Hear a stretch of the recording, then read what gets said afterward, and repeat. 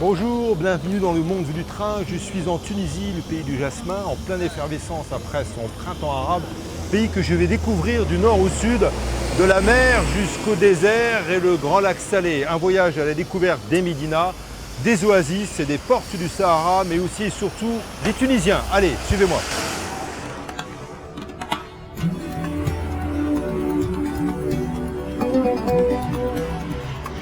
Une Tunisie en transition après sa révolution du jasmin en 2011, de Tunis aux villes du sud. Un pays de 10 millions d'habitants entre deux rives, entre printemps arabe et lendemains incertains. Même si la Médina, la vieille ville de la capitale, a gardé toute sa douceur de vivre et son sens de l'hospitalité.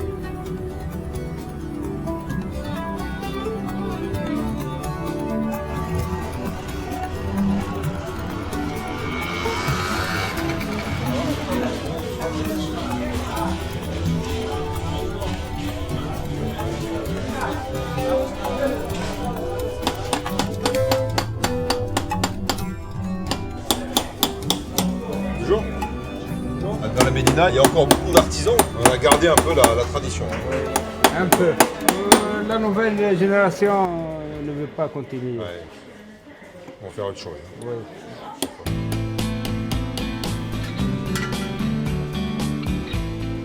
À quoi rêve alors la jeunesse tunisienne, celle des réseaux sociaux et de la révolution.com ?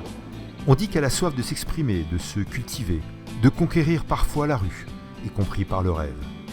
À l'Étoile du Nord, un café célèbre pour artistes, m'attendent deux jeunes comédiens.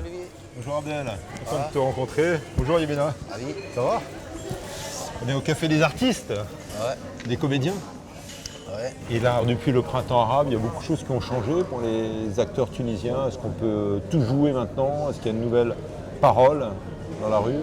Bah, il y en a tas de choses qui ont changé, mais il y en a des choses qui ont changé pour le bien et d'autres pour le pire. Avant, il y avait juste un seul sens de censure, une ligne, une très grande ligne qui est la politique. Le régime Ben Ali et sa famille, on ne peut pas y toucher. Maintenant, il y en a tas d'autres tabous qui sont associés à cette censure-là. La politique, on y associe la religion, la femme. Le fait qu'il y ait aussi du théâtre de rue, tu crois que ça peut aider à transformer la société tunisienne? Oui, ça, forcément, il va pousser vers un autre pas pour la liberté d'expression et l'art est une partie de cette société-là depuis l'ancien temps, depuis l'Antiquité. C'est notre devoir de pousser le public à accepter ces formes d'art, ces façons d'exprimer. C'est-à-dire qu'il y a encore beaucoup de choses à faire. Il y en a beaucoup de choses à faire et on va résister, je l'espère. On va aller voir votre théâtre alors. Ouais. On y va? On y va. Allez.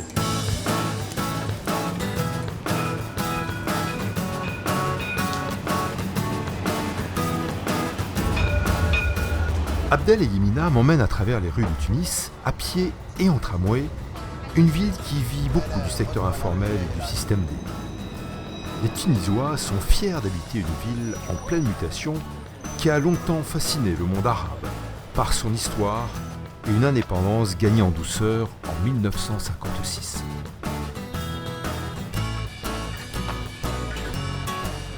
Une capitale en tout cas ivre de démocratie et qui affiche ses espoirs de lendemain meilleur sur les murs et sur les visages. Là, il n'y a plus personne en fin d'après-midi parce que tout le monde rentre chez soi Ouais. pour la rupture du jaune.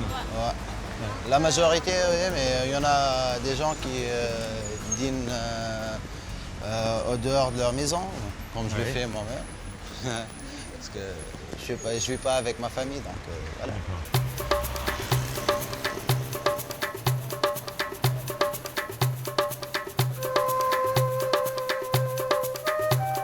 Abdel rêve de rentrer un jour ici, au Théâtre National. Façade rococo qui rappelle la colonisation française et ventre creux. Bientôt la fin du jour et la fin du jeûne. Les rues se vident. Nous sommes en plein ramadan, très suivi en Tunisie.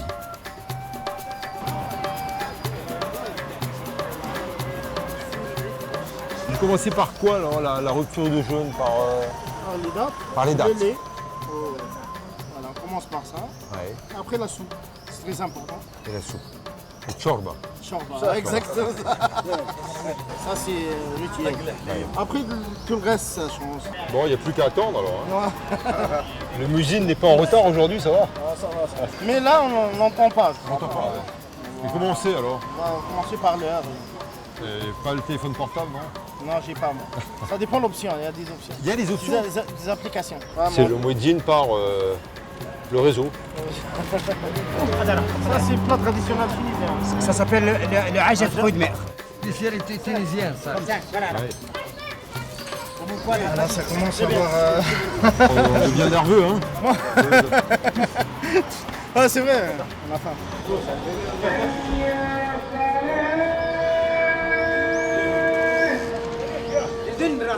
Ça y est, c'est bon.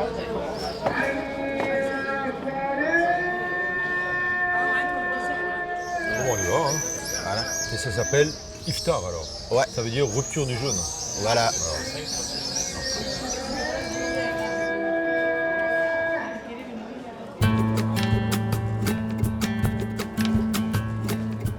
La Médina est un labyrinthe que Abdel et Yemina connaissent par cœur. Petit souk des chéchias. La chéchia, c'est la toque emblématique de la Tunisie. Ici, on en fabrique pour tout le monde arabo-musulman. Des couvre-chefs et des chefs d'hier. Dans le souk et ailleurs, on a appris à se moquer de Ben Ali, l'ancien Raïs, l'ex-dirigeant chassé en 2011 par la Révolution et par les jeunes qui ont pris pour habitude depuis de rester dans la rue.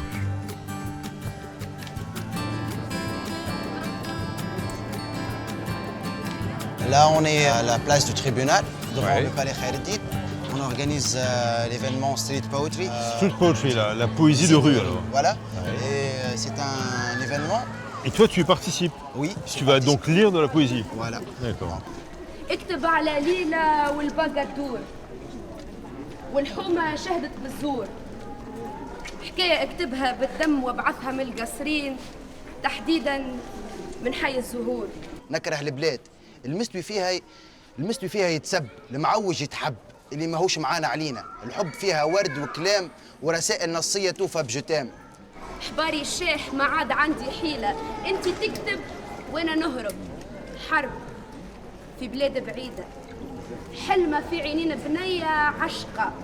نحلم ببلاد والحلمة حلمتي، كان باش حاسبوني على كلمتي. تونس عاهرة رغم ذلك نحبها. شكرا. Les jeunes Tunisiens entendent désormais gérer leur destin.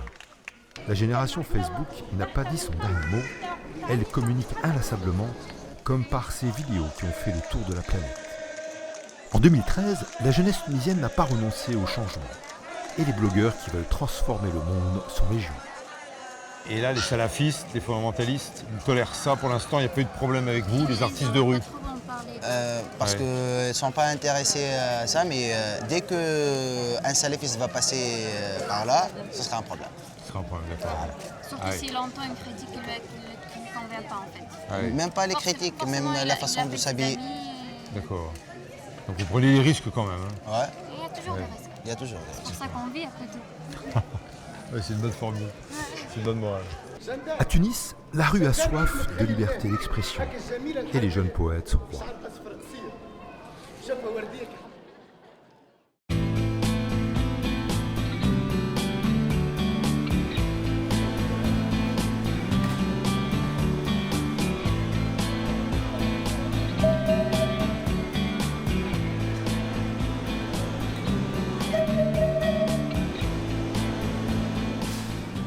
Le lendemain, je prends le train de Tunis pour me rendre à Sidi Bou Saïd, un petit village au nord près de l'antique Carthage et avant la Marsa. Un trait d'union entre la lagune et le port, et les portes ouvertes sur la fureur de vivre avec une jeunesse qui aime la vitesse.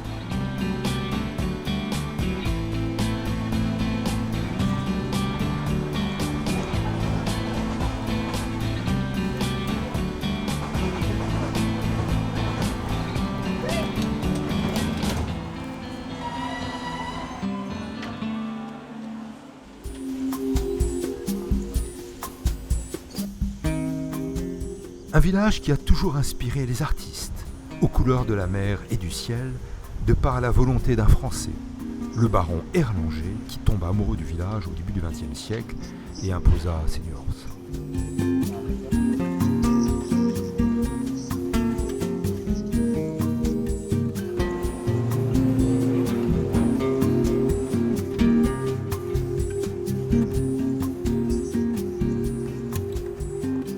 Bonjour Choqué.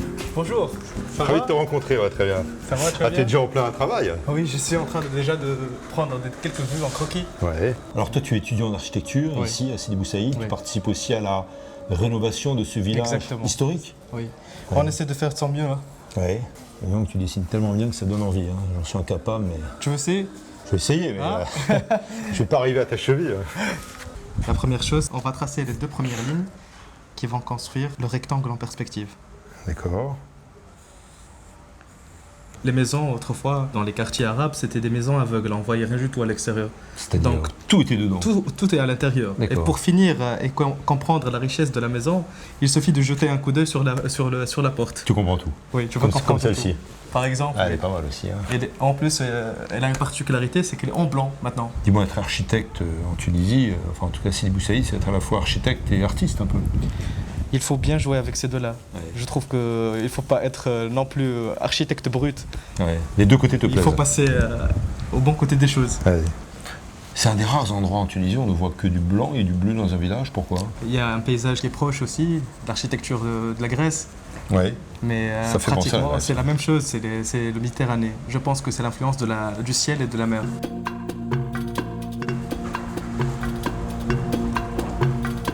Pas mal, hein? Tu avances. Non, attends, je copie sur toi, hein, tu sais. Assistant de Chabouki. Ça, c'est le croquis que j'ai réalisé hier par rapport au Café des Nattes. Ouais. Disons que c'est ressemblant. Hein. C'est exactement le café des nattes. Et c'est une aquarelle. D'accord.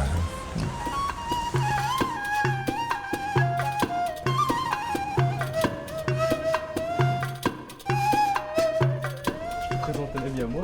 Ouais. Il détient une galerie là, ici. C'est Kamel. Bonjour. Galerie, atelier. Bonjour. Bonjour. Enchanté. Enchanté aussi. Bienvenue Ouais. en Tunisie. Ouais. Bienvenue Dans- aux grandes beautés de Sidi Bou Saïd. C'est la galerie, Comme tu vois. atelier Ouais. Dar Lalla Salha. Il y a plein de choses, c'est la caverne Il y a- d'Ali Baba. Il y a un Les jeu artistes. de mots ici entre Dar, qui est la maison en arabe, et l'art, le mot d'art et de création. Dar et dar. D'art et D'art et d'art, d'art, d'accord. voilà. C'est la maison, La maison de de l'art. l'art, ouais. On est un peu les gardiens du patrimoine ici. D'accord. J'ai eu On va l'occasion échanger. d'exposer ici aussi. Ah oui, toi Alors, aussi, ça- d'accord. ouais. Oui, tout le monde est passé par là. et Donc on il y est a un du peu- contemporain et du C'est un mélange. classique. Ouais. Parce que Ouais. tout ça, c'est une source d'inspiration pour nous et pour les prochaines artistes générations à venir. C'est ça. Donc c'est vrai que la jeune génération d'artistes a son mot à dire dans la Tunisie Certainement, de à demain. s'exprimer, certainement. À s'exprimer, certainement. Et à donner vraiment l'image réelle de ce qu'on vit. Donner l'image réelle et réinventer la vie. La Tunisie ne manque pas d'idées, avec ses mosaïques de destins énergiques. Il suffit de trouver le bon aiguillage et sa voie. Au bout de celle-ci, Carthage, l'ancienne ville des Phéniciens, les rois de la mer. Allez, le train de l'histoire n'attend pas. Même avec un regard d'adolescent. La moitié des Tunisiens ont moins de 25 ans.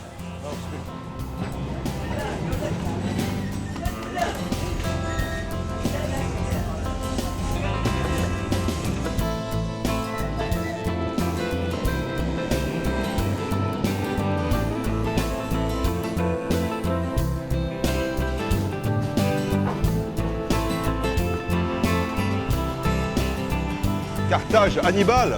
Exactement. Il y a tout là, Oui. la ville de Carthage et Hannibal, le fameux conquérant.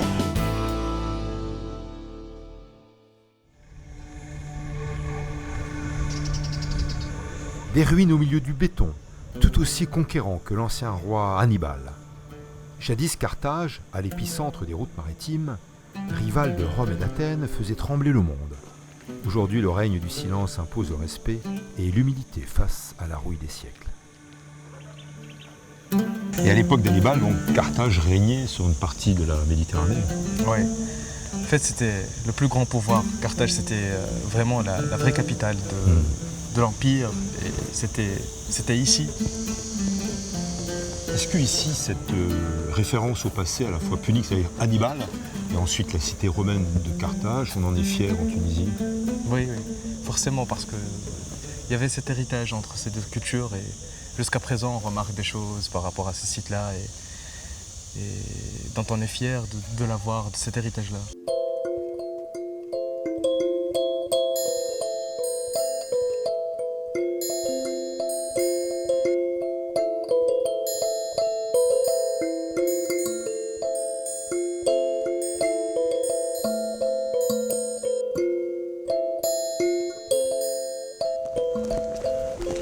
Dis donc, ça, Chauki, ça ressemble à une tombe chrétienne. Oui, en fait, c'est la tombe de Louis IX. Plus connue sous le nom du roi Saint-Louis. Oui. Ouais, Saint-Louis qui est mort dans l'actuelle Tunisie. Oui, qui est mort par le paludisme. Tué par le paludisme, qui a eu raison de sa croisade. Voilà, le bon roi Saint-Louis qui rendait justice sous son chêne est enterré ici, entre deux cyprès. D'une civilisation à l'autre, la Tunisie cherche ses repères et ses nouveaux rayons de lumière, à l'ombre de sa vieille gloire. Au bout des ruines de Carthage, les thermes d'Antonin, qui fut le proconsul romain d'Afrique. Il fait bon, il fait frais là. C'est très frais ici. Hey, je comprends pourquoi ça s'appelle le frigidarium. Exactement. On est à 10 degrés de moins. Une isolation parfaite. Et regarde ce puits de lumière. Et c'est toujours debout 20 siècles après. Hein. Oui. Si on pourrait faire marcher ça une autre fois, ça marchera. Ouais.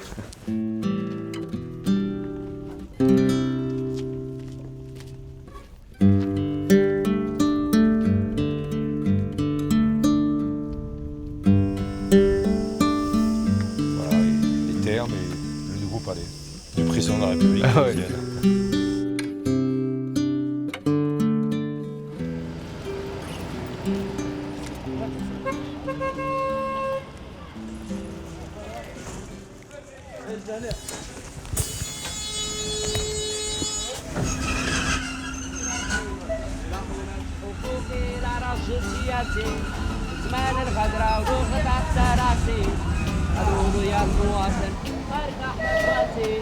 شد صحيح دموعه وخد تواسي مشان التونسي وسط الحال نرفع راسي الشعب يريد حق الشهيد الشعب يريد الوفاء للشهيد الشعب يريد. Du reggae sur les rails. Un signe d'espoir pour le peuple des banlieues de béton qui ont trop vite grandi. Alors on rêve et on veut monter au filet, comme les espoirs du club de volley de la Marsa.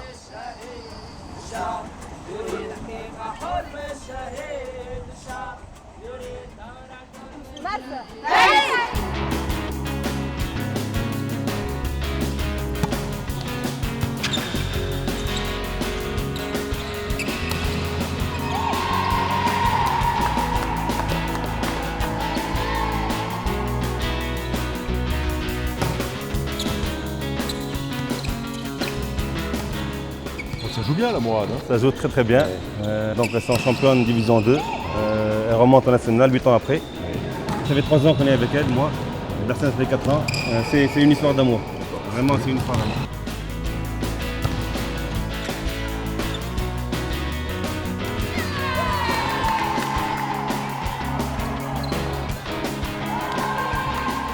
C'est quoi le recette du succès?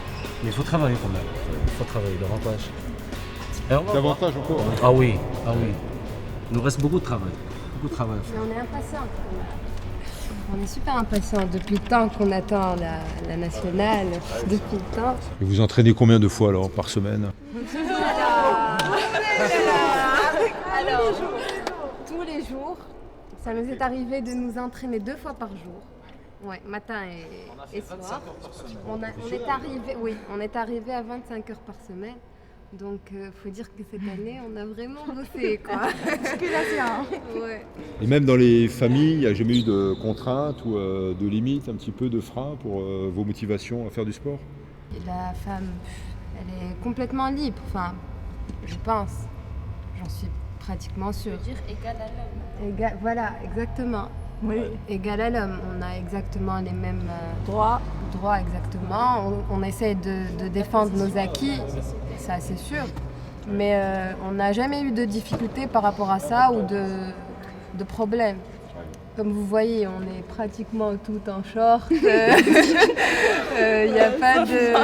Ouais, non, mais même elle est voilée, mais ça ne l'empêche pas de faire du sport. Au contraire. Elle nous encourage. Exactement. Ouais.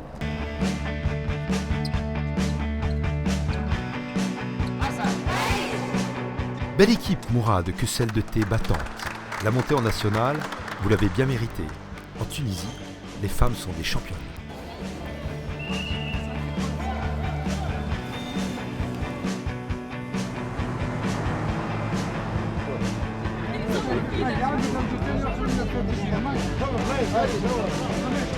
Je reprends la route pour le sud vers le littoral Essous, à 170 km de Tunis. Nombre d'employés de cadre effectuent la navette chaque jour. Moi, je vais faire l'iftar avec une Tunisienne, une famille tunisienne ce soir chez Madame Nadjet. Il y a beaucoup de Tunisiens et de Tunisiennes qui disent que c'est la femme tunisienne qui tient la société. C'est vrai? En général, disons à 80 ou 85%, peut-être, les hommes ne peuvent prendre de décision qu'en discutant avec leur femme. Ah, d'accord. Et c'est généralement, c'est elle qui veut, c'est elle qui... On entend toujours elle. Elle décide, directement ou indirectement? La femme. Les hommes sont très très discrets dans ce truc. Ils ne veulent même pas montrer que c'est la décision de... C'est ma décision à moi, alors que c'est sûr que c'est la décision de la femme. Je suis à... Derrière un homme, il y a toujours une femme très forte de caractère. Toujours. Toujours. En Tunisie, d'accord. En Tunisie, toujours. Oui, un pays de caractère où l'on va de surprise en surprise et où la femme aime lever le voile pour mieux voir l'avenir.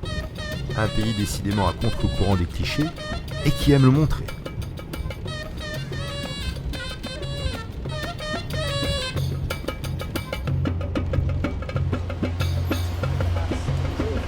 Bonjour Nadjet. Bonjour. Ravi de te rencontrer. Tu es le bienvenu. Dans ta ville de Sousse. Le bienvenu à Sousse, oui. Voilà. Alors la Sousse, vieille ville que tu vas contribuer à rénover, si j'ai bien compris. Un peu, oui. Ouais, et c'est juste à côté. Et c'est juste à côté, on y va. Tu m'emmènes? Oui, Allez, oui, je te suis. absolument.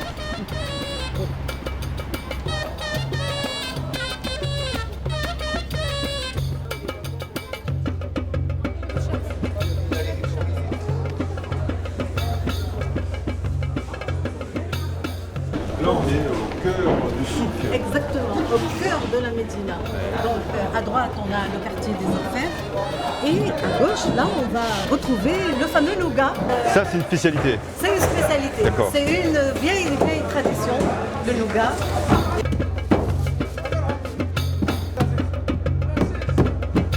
Et toi, avec ton association, tu t'occupes aussi de cuisine traditionnelle? Un peu, oui. C'est ça. On a voulu remettre au goût du jour certaines spécialités tunisiennes et soussiennes.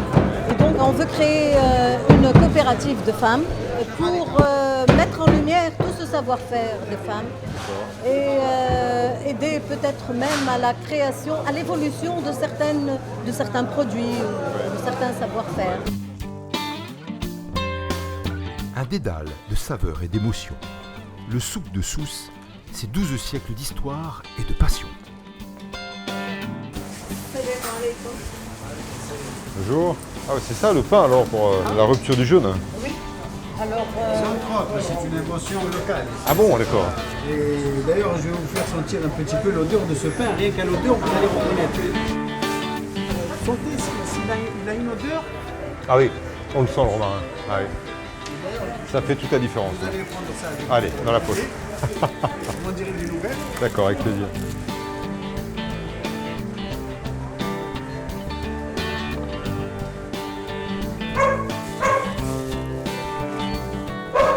La maison est bien gardée. Hein. allez, on y va. Viens, viens, viens. Ah, c'est une superbe maison. Bonjour. Chez Nadjet, le cuisinier de la famille est déjà au fourneau. Oh, alors ça sent le brick. Hein. Ça, c'est les doigts de Fatma. Les doigts de Fatma. Ah oui, c'est ça. Alors, on prend... Sur le côté, d'accord. Voilà. D'accord, et on roule. Et on roule. Pour qu'il ferme bien. On met un peu Voilà. de jaune d'œuf. De jaune d'œuf. En guise de colle. Voilà. Et alors ça, qu'est-ce que c'est? C'est des borgoles. Bourgogne, d'accord. Hein. Et vous laissez mijoter un petit moment, non? Voilà, mijoter et après, donc, ça se mange un peu sec.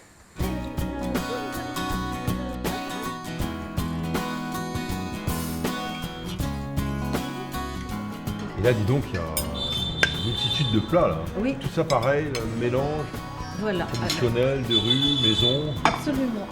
Si Ramadan garde une particularité, c'est vraiment la fête de la cuisine. Tout le monde fait une cuisine très soignée, tout le monde soigne le menu. On préserve un peu la mémoire de Sousse, alors finalement, par la cuisine. Et on s'y met tous, même Raouf est excellent cuisinier. Bon, et après, on va voir le feuilleton, alors, qui est produit maison, si je peux dire. Hein. Comment ça s'appelle? Ça s'appelle Journal d'une femme. Journal d'une femme. Ça, c'est tunisien. C'est tunisien. Pur jus. C'est écrit par une jeune scénariste tunisienne, réalisé par un jeune réalisateur tunisien. Et donc c'est assez spécial. D'accord. Donc ça parle de la femme en Tunisie aujourd'hui. À 20h15, la Tunisie s'arrête de respirer pour voir son feuilleton fétiche, produit par le mari de Nadjet. Un carton avec 60% d'audience et tout le monde qui se reconnaît dans cette foule de personnages. Mais alors toi, tu es producteur de cinéma, mais aussi de séries télévisées, de celle-ci en particulier. Tu as l'impression que ça évolue dans le bon sens, le statut de la femme en Tunisie? Dans le bon sens, on va dire, nous on est au stade où on souhaiterait déjà garder ce que nous avons. D'accord. On ne revient pas en arrière. On ne revient pas en arrière. C'est le risque. Il y a un réel risque, le plus important, même en termes de situation générale, qu'elle soit économique, sociale, etc. Ce qu'on souhaite aujourd'hui, c'est qu'on arrive aux élections. Si on arrive aux élections, le pays devrait être sauvé très vite. D'accord. Donc c'est bien, c'est positif. Oui. Tu es plein d'espérance. Oui, absolument. De l'espérance, le producteur Nejib en a à revendre et ne compte pas s'arrêter là pour pousser un peu plus loin son pays à aller de l'avant.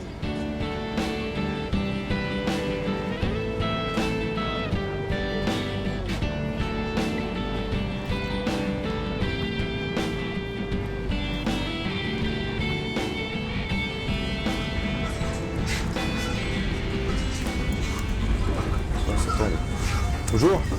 Je peux m'asseoir? Vous travaillez dans le train là? Oui, c'est tous les jours. Tous les jours? Oui, d'accord. Je profite pour cette heure. Sur l'ordinateur. Hein. Vous allez au travail comme ça, par ce qu'on appelle le métro du Sahel. Le métro du Sahel. Qu'est-ce que vous faites comme métier? Je suis médecin. Médecin, d'accord. Et il paraît qu'il y a beaucoup plus de femmes diplômées, de femmes qui travaillent que d'hommes. Il y a beaucoup d'hommes qui sont supposés pour notre population quand même un peu normalement plus actifs que les femmes. Ils sont au chômage. Ça crée un petit déséquilibre quand même, mais C'est un déséquilibre parce que la femme décide, la femme assume les revenus de la famille. Alors mais la femme aussi, elle a des enfants. Elle a une priorité familiale. Pour nous, les Arabes musulmans, ça reste quand même la priorité avant d'aller travailler en extérieur. C'est un travail à l'intérieur. Alors si elle va quitter l'intérieur, c'est un déséquilibre aussi pour les enfants. Vous menez les deux, oui. Médecin, vie de famille. Oui. Ça marche? Ça va, mais c'est un peu dur. C'est un peu dur. Ça va. Vous avez des enfants? Oui. Ouais. J'ai 3 enfants. 3 enfants, ouais, d'accord. 3 enfants, médecin, et vous voyagez tous les jours. C'est super ce que vous faites, c'est un beau métier. Hein. Merci. À bientôt. Hein. Venez souvent à chez bientôt. nous. Ouais. Je vais essayer. Au revoir.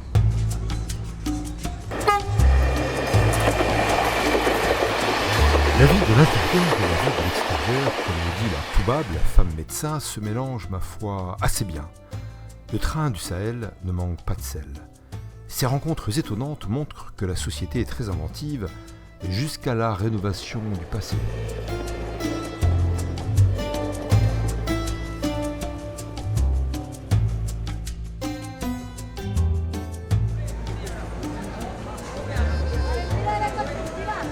Bonjour Mounir. Bonjour. Docteur Mounir. Comment vas-tu? Ça va très bien. Merci. Enfin arrivé à Sfax. Enfin arrivé à Sfax. Tu m'as vu le trajet? Ouais, ça va, c'est la première fois. Je suis ravi de te rencontrer en tout cas. Ben moi aussi. Dans ta ville et ta vieille ville, la Médina. Oui, on est à la Médina et là on va aller au marché aux poissons. D'accord.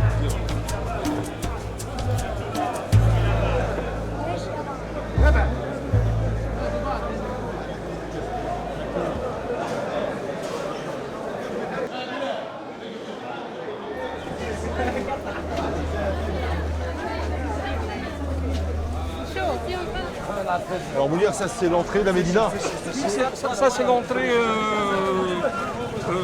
nord de la Médina. Ça s'appelle Baby Jebli. La Médina de Sfax, c'est les mieux conservés de Tunisie, c'est ça? Il faut dire que Sfax est actuellement la seule ville arabo-musulmane qui a conservé ses remparts à leur état initial. D'accord. Et toi, tu veux perpétuer cela avec ton association pour sauvegarder la Médina de Sfax? Pour valoriser tout ça, tout ce patrimoine, de toute cette histoire-là. Auprès des générations, surtout auprès des générations futures.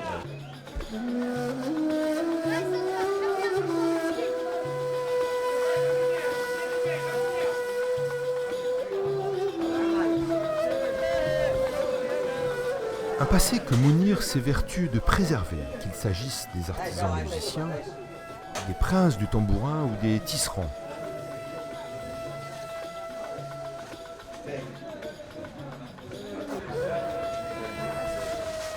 Salam alaikum. Je vois, tu m'emmènes dans les cachettes secrètes de la Médina. Là, c'est c'est un métier à tisser très ancien, j'ai l'impression. Oui, c'est l'un des derniers tissons qui reste actif dans la Sfax. D'accord. En fait, il utilise un matériel qui est très ancien, qui date en fait plus que de 4 siècles. Et combien de jours alors pour faire ce burnous ici? Allez, 2 jours. 2 jours, 2 jours. Ah bah vous avez 2 jours. Et ça coûte combien en moyenne? 6 dinars. C'est 2 jours pour 6 dinars? 2 jours pour 6 dinars, c'est 3 euros. 3 euros. La laine comprise. Oui, d'accord. 3 euros, ça n'apporte pas d'argent. Ce qui explique en quelque sorte l'exode de la jeunesse de ce genre de métier. Il n'y a plus de gens qui veulent apprendre ça. Donc après vous c'est fini, il n'y aura pas de successeur. Oui, l'habitant le fait un autre. Même le shebab, le jeune, il ne veut pas le faire. Il ne veut pas le faire. En fait, ça n'apporte pas d'argent, donc... Il va faire autre chose. Dis-moi Mounir, ton association vise à préserver le patrimoine d'Abidina. Ce genre de métier, comme fait monsieur, tisserand, ça va disparaître? Justement, parce qu'il est menacé d'extinction complète, donc on risque de ne plus rencontrer ce genre de métier. Mais l'association Optima Sfax, on va prendre en charge la période de formation de 6 mois ou 2 ans. Ça aidera à perpétuer ce genre de métiers qui nous sont très précieux. D'accord.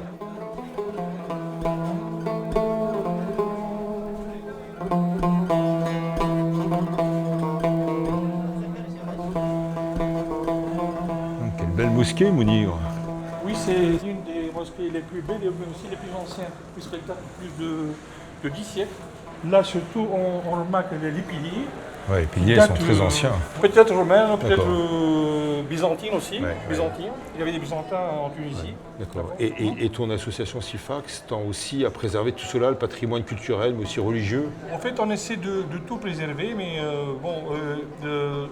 sur le côté religieux, on n'est pas trop spécialisé dans ce domaine, mais parfois, il nous arrive de donner un coup de main à d'autres associations plus spécialisées. D'accord. Des associations au secours des mosquées. À Sfax, parmi les piliers de la foi, demeure celui de la générosité et de l'entraide.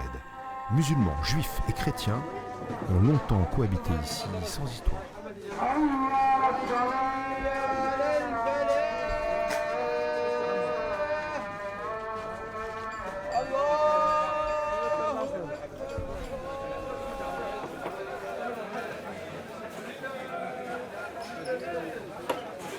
Alors toi, tu es médecin, tu es en plus gastro-entérologue, tu as un cabinet ici à Sfax. Pourquoi tu fais cela? Tu rajoutes une corde à ton arc? C'est par amour. Il y a le coup de foudre pour... c'est pas un coup de foudre, en fait, parce que tout le monde, je pense que tout Sfaxien a à fond de lui une certaine nostalgie pour la Médina. À un certain moment, les Sfaxiens ont déserté le Médina, mais maintenant, je pense qu'ils ont un peu de remords, si vous voulez. Et là, il y a un retour vers la Médina. Et toi, c'est un coup de cœur. En tout cas, quand on voit les remparts, on comprend. Oui, coup de cœur. Oui. Un coup de cœur pour Sfax et pour ce bonheur typiquement tunisien. Spécialité d'un pays où l'amitié n'attend pas, le train non plus.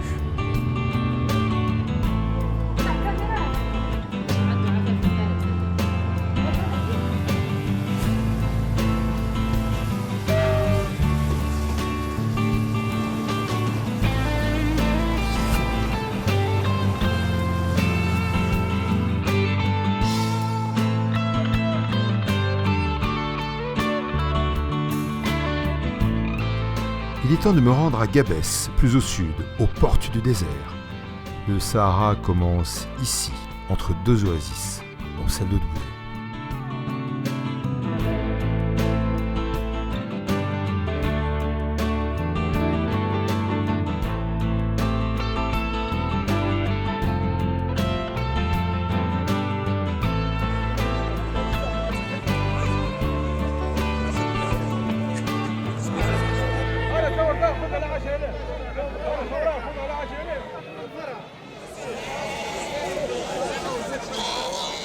Bonjour. Bonjour, ça va? Ouais, vous achetez du mouton? Oui, on est en train de voir, de négocier, voir. C'est Un bon jeune. Parce que un jeune plutôt, hein? Un jeune plutôt, c'est Ouais. moins cher, surtout, et la viande aussi, c'est plus riche. D'accord. Ici, c'est le marché Oui, le des marché animaux? des animaux chaque jeudi. Oui. Chaque jeudi, d'accord. Chaque jeudi aussi. Et les paysans, les éleveurs viennent de loin? Oui, ils viennent de loin, ils viennent de toute la région. D'accord. Et vous, vous achetez pourquoi? Pour vous-même? Pour votre l'Aïd, famille? oui, pour l'Aïd. Pour l'Aïd, Oui, pour la fête religieuse. La fête de l'Aïd Kibir. D'accord. Chaque famille, elle achète un mouton. Et là, on mange tout dans la chaîne, Oui, oui, les on mange moutons tout, aussi. on mange tout. On ne perd lève rien. seulement le pot et tout. Même les pieds, la même tête. les tripes, etc., Oui, la les tripes, tête. tout, comme ça.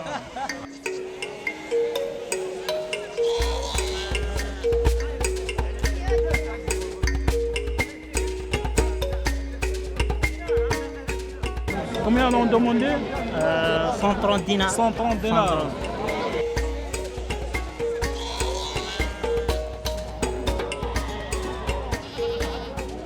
Ah, voilà, Meilleure que qualité? Ouais, 120 dinars. Bonjour. 100 dinars. راح تشوف.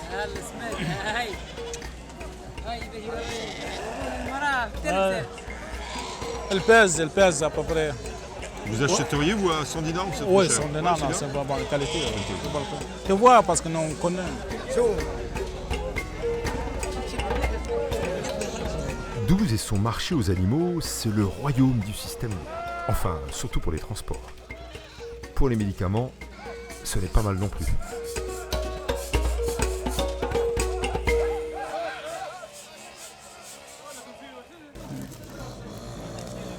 Et ça, c'est la médecine traditionnelle Oui, de moi, 12.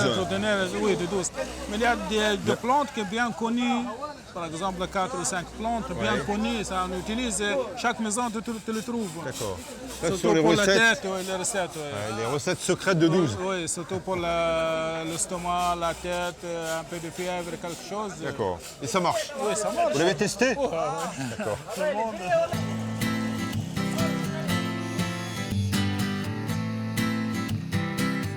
Le facteur des oasis roule toujours deux fois, et parfois la force du vent. En tout cas, l'Algérie, c'est tout droit.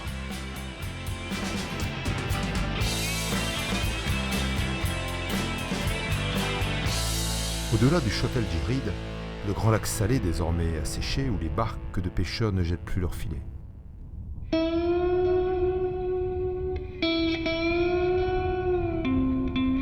Curieuse alchimie, le lac est devenu terre, et les mirages ont transformé le peu d'eau qu'il reste en couleur sang.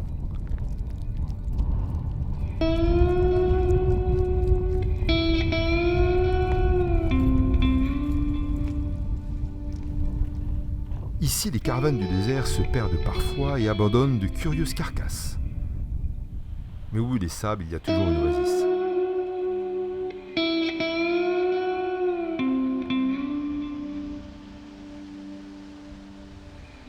Celle-ci, non loin de Tozeur, ne produit que de la date bio. Et les paysans en sont très contents.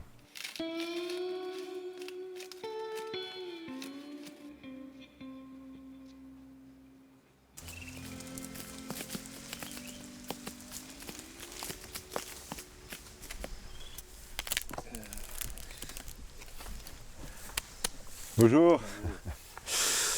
Qu'est-ce qu'ils sont chargés, vos palmiers dattiers? Il y a beaucoup de dattes. Et tout à l'heure, vous avez fait tomber les dattes, il y avait ne plus de dattes. Oui. Les dattes qui tombent, ce sont les mauvaises alors. خاطر كي يحركوه يتمك الفسخ هذاك اللي هابط هذا الفسخ هذا كلها أيوة. هذا كله Ah oui.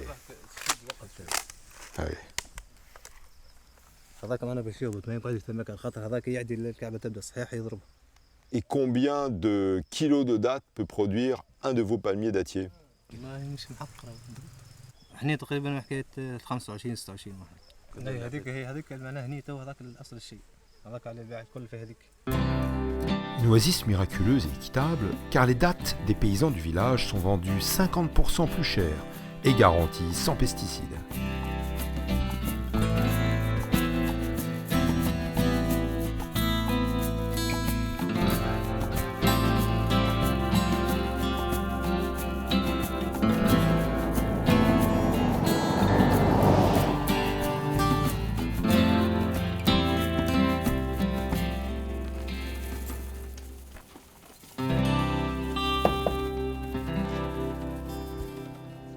Bonjour Taoufik.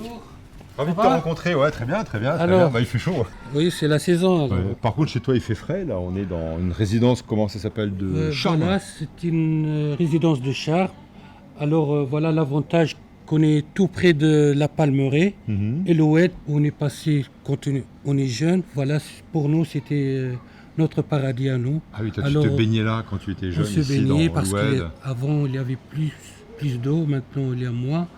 Et alors, on s'est baigné et voilà, j'ai gardé ces souvenirs et c'est ça qui m'a décidé de monter cette résidence ici. Ouais. Et alors, la particularité de ta résidence, c'est d'utiliser uniquement des matériaux traditionnels. Oui, ce sont des matériaux locaux, comme on voit ici, le fameux brique de Tozeur, voilà, Ouais.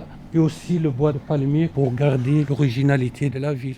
D'accord. Et Voilà. c'est peut-être en même temps pour respecter, Pour respecter l'environnement aussi. l'environnement et la Ouais. nature, voilà. D'accord. Ça, c'est donc l'entrée alors.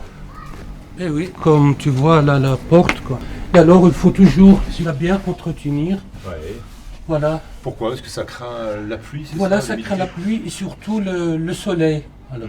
Et la brique de Tozeur, en revanche, elle aime bien le soleil. Elle Voilà, absorbe. voilà, parce qu'elle sert comme isolant, parce que comme tu vois, il fait très chaud ici à Tozeur, alors ça sert comme isolant du soleil, voilà, du chaleur. C'est l'aspect typique d'une maison tozeuroise avec ces arcades-là, et avec D'accord. ces patios, et avec le palmier, et voilà, et l'olivier qui est à côté. Voilà. Voilà. Et c'est toi qui as dessiné tout ça alors? Voilà, c'est moi. Mais c'est pas ton métier d'origine, toi tu es opticien. Voilà, je suis opticien, voilà du métier, j'exerce toujours. Et voilà, c'était un peu la passion quoi, de faire autre chose, et voilà. Et tu vas Je accueillir pense que des j'ai- autres toujours. hein. Voilà, je pense que j'ai fait la bonne décision. Oui, la bonne décision. Taoufik est un magicien des sables qui a fait surgir un petit trésor du désert.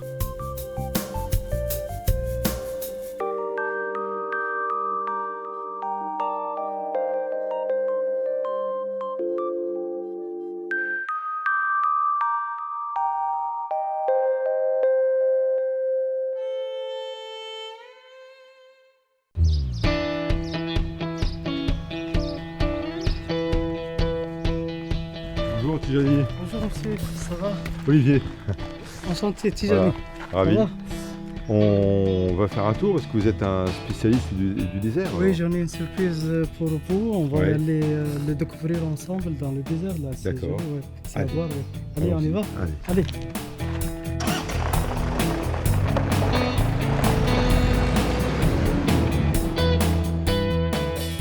Tijani est un guide du désert qui connaît chaque dune comme sa poche, même au bout des méandres.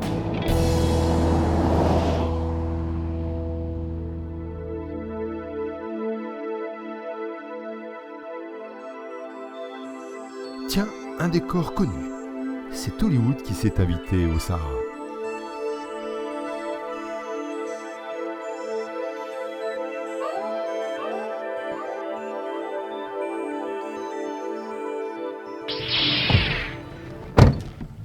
Allez donc, quel beau décor Tijani. Oui, c'est joli, ouais. Alors c'est là où tu tourné la guerre des étoiles. La guerre des étoiles, Star Wars.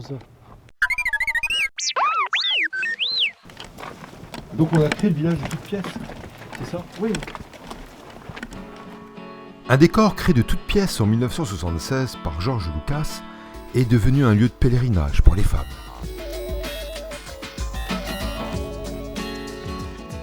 Mais la guerre des étoiles fait face désormais à la guerre des sables. Si rien n'est fait rapidement, le Tatooine de Star Wars disparaîtra et des villages entiers aussi. Ah oui, là, dis donc, Tijani, on se rend bien compte de l'avancée des dunes. Donc là, c'est le village pour tourner les films. Et j'imagine que cette dune est assez récente. Oui, bien sûr. Cette dune, elle est en train de se déplacer. Ouais. Vous voyez là le décor de Star Wars. Avant, les dunes, elle était juste avant là. D'accord. Et maintenant, elle est en train de se déplacer. Elle est arrivée juste au décor là. Et ça se déplace de combien de mètres par an, une dune alors? Une dizaine de mètres là. Une dizaine de mètres? Dans chaque année. Chaque année. Il y en a des professionnels qui sont en train de faire des recherches. Et ce décor-là, ça prouve pour ces professionnels que le déplacement des sables, ça se déplace rapidement. Si on ne fait rien, dans 2 ans, ça va être tout abîmé. Là.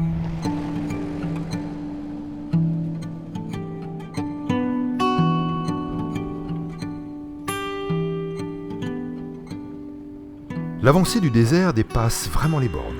Une lutte sans merci menée par les tribus berbères et les associations de la région.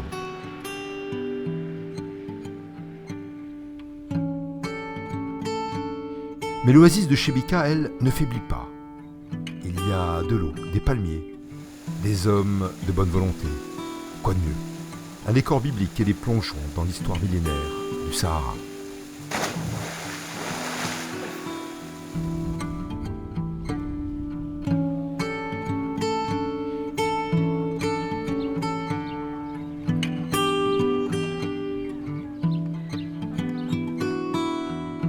J'arrive à Sabria, un petit village du désert, où je rejoins Garbi, un nomade qui doit m'emmener pour une randonnée. Bonjour Garbi. Bonjour Olivier. Salut. Ça va? Content de te rencontrer. Moi aussi, je suis content. De tes amis. Merci. Oui, c'est mes amis. C'est plus que les animaux, c'est les compagnons de route. Je vis tout le temps avec. On dit c'est les bateaux des déserts. Les bateaux du désert. Les bateaux, c'est comme vraiment des bateaux. Parce qu'ils traversent tous les déserts sans difficulté. Sans difficulté. Ouais. Et là, on est aux portes du désert. Oui, c'est la porte du désert. Le grand erg. Oui, c'est le grand erg oriental. Et ton village, Sabria, c'est le dernier. Mon village, c'est le dernier village. Oui. Et c'est impressionnant de voir les vagues de sable rentrer dans les maisons comme ça. Ouais. Tu vas me montrer ça? Ouais. Je te suis? Ouais. Allez.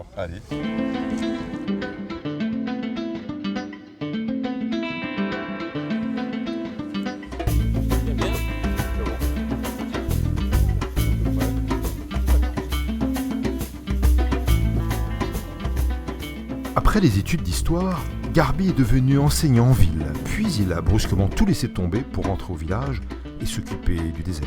Toi, tu le connais par cœur, Béchir aussi, j'imagine. Oui, Béchir aussi, et Ali le connaît ça. Oui, toutes les dunes, les points d'eau. Tous les dunes, ils savent repérer dans le désert avec les caravanes, donc ils ne se perdent pas. Toi, tu es un homme heureux, finalement. Oui. Bien sûr. D'être revenu dans ton village et puis dans ton désert. Moi, j'aime bien cette vie dans le désert. Le calme, le silence, les gens sympathiques, vraiment, c'est une vie simple aussi, la simplicité, loin de stress de la vie, tout ça. Et toi, ça fait combien d'années que tu fais ça, alors, chamelier? Cette année, 22. 22 ans, ouais. 22 ans. Et tu connais le désert comme ta poche. Je connais le désert partout, jusqu'à les frontières d'Algérie, jusqu'à les frontières de Libye. D'accord, Algérie. Les marches la nuit, les vents, il n'y a pas de problème. Ouais. Il n'a pas besoin d'une GPS, une carte, il n'a pas besoin. Pas besoin. GPS pour la tête. GPS pour la tête. Les Méharis sont souvent des aventures de solitude en bonne compagnie. Garbi aime son Sahara et aime partager sa passion, transmise de père en fils depuis 15 générations. Une caravane d'Orient que rien n'arrête, hormis la tombée du jour. Dis-moi, tu as fait la provision de bois? Oui, parce que tu vois, le camp où on va s'arrêter, on n'a pas beaucoup d'eau, on n'a pas beaucoup de bois, donc on amène les bois sur le dromadaire. Quand on s'arrête, on prépare la cuisine. D'accord. عفوا ما تخافش.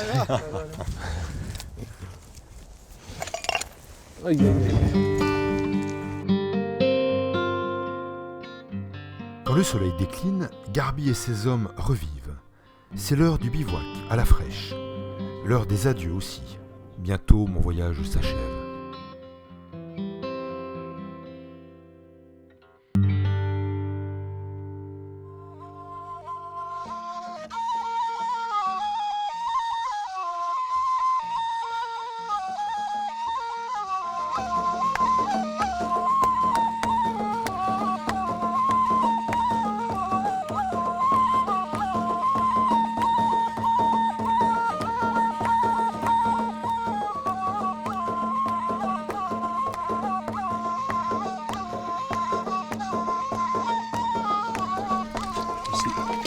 Le couscous du désert.